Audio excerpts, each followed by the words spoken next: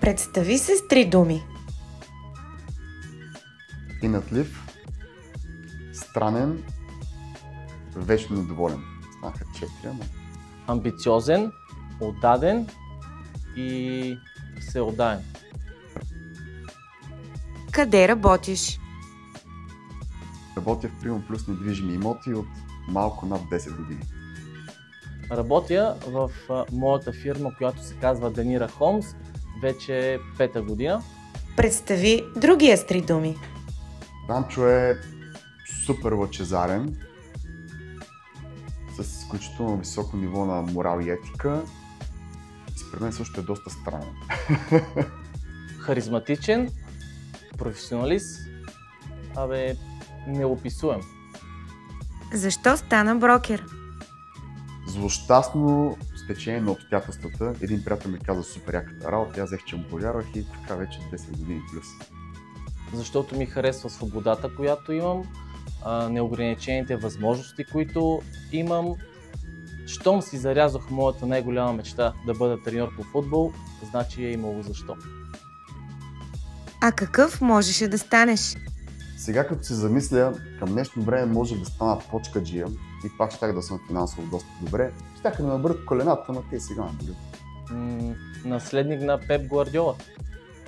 Какво искат купувачите?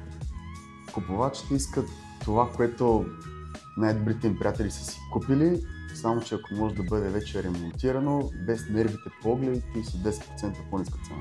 На първо място сигурност при сделката с имот и на второ, разбира се, да купат възможно най-изгодно на настоящия пазар. Какво искат продавачите? Продавачите искат да продадат имота си с 10 до 20% над цената, на която техният съсед си продава техния. Обратното на купувачите, да продадат възможно на най-висока цена и често поради тази причина правят грешката да надценят имота и в крайна сметка получават по-малко от това, което могат да получат в крайна сметка, ако ценообразуват правилно. Пазарът в София е Динамичен, нелогичен и постоянно променящ се. Необятен, с много възможности. Ако искаш, можеш да работиш 24/7 и няма да ти стигне времето за още и още бизнес.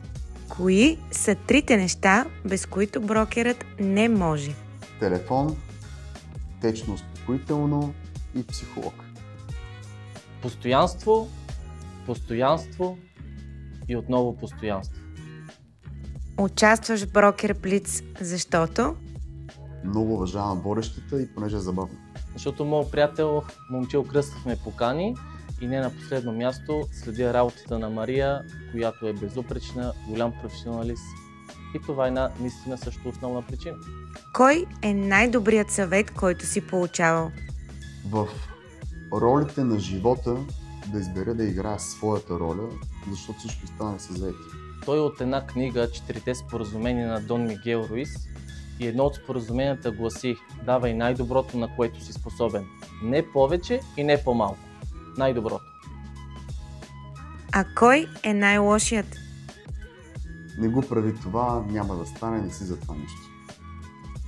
Това не е за теб или няма да стане. Кога ще се спука балонът? Той вече се спука, не разбрахте.